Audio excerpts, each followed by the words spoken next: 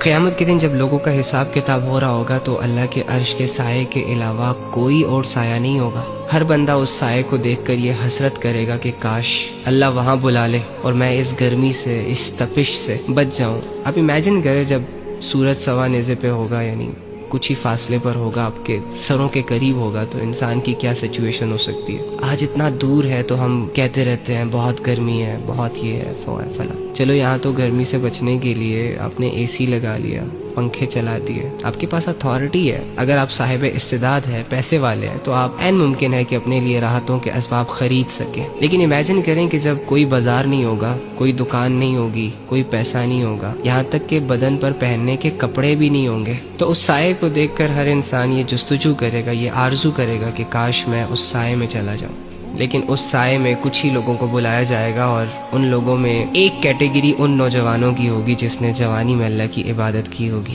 یعنی وہ جوانی کے جس کو ہم فضولیات میں گزار رہے ہیں، وہ جوانی کے جس کو ہم لذتوں اور گناہوں میں اور پیار محبت کے چکروں میں ضائع کر رہے ہیں۔ اس جوانی کی قیمت کتنی بڑی ہے اگر اس کا صحیح استعمال کیا جائے، تھوڑا سا صبر کیا جائے اور اللہ کے ساتھ اس کو گزارا جائے، تو ہم وہ اویل کر سکتے ہیں کہ جس پر میدان حشر میں اللہ کے سامنے بلینز پیپل یہ حسرت کریں گے کہ کاش ہمیں وہ چیز مل جائے۔ جوان کی توبہ سے اللہ بڑا خوش ہوتا ہے، جوانی کی عبادت اللہ کو بڑی محبوب ہے، اور دوسری جانب نفس اور شیطان کی فل کوشش یہ ہوتی ہے کہ وہ جوانی میں گناہ کروائے، کیونکہ وہ جانتا ہے کہ اگر جوانی تباہ کر دینا تو بڑھاپے میں تو ویسے یہ کسی کام کا نہیں رہتا، اور دوسری جانب اگر ایک جوان اپنی جوانی کی حفاظت کر لینا تو اللہ خود اس کی طاقت بنتا ہے جب یہ کمزور پڑ جاتا ہے۔